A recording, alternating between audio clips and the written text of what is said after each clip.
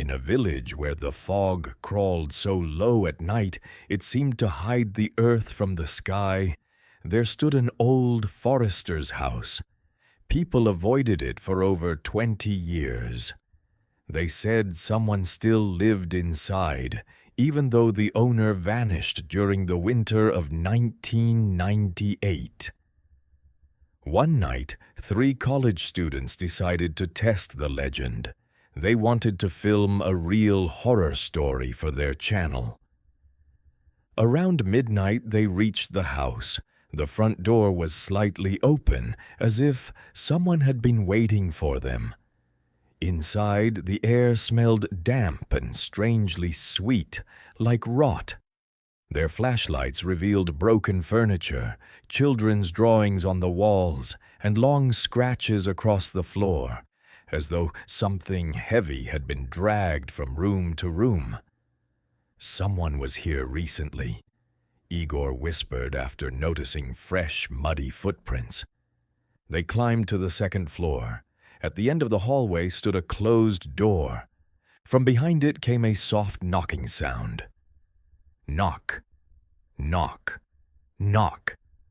Dima laughed nervously and pushed the door open. The room was empty. Only an old rocking chair moved slowly back and forth on its own. A photograph of the forester hung on the wall, but the face had been scratched away.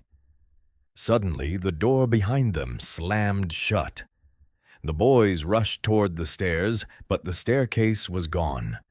In its place yawned a black hole breathing icy air into the corridor. Somewhere inside the darkness, something was breathing. Knock, knock, knock. Now the sound came from directly behind them. Igor slowly turned and pointed his flashlight down the hallway. A tall man stood there wearing a hunter's jacket. His arms were unnaturally long, and where his eyes should have been were only deep black holes. His head twitched violently as though his neck had once been broken.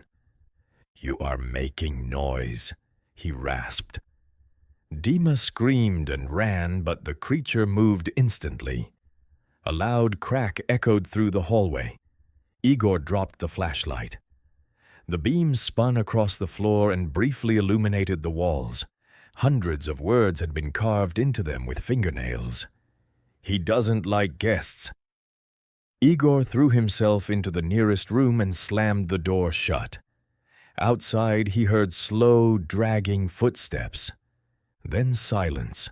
1 minute passed, 2, and suddenly, right beside his ear, someone whispered, "Then why did you come in?" The next morning, police found the house empty. No students, no blood, only a dusty camera lying in the hallway. The recording lasted 7 minutes. In the final frame, deep in the dark corner of the room, something was smiling very slowly.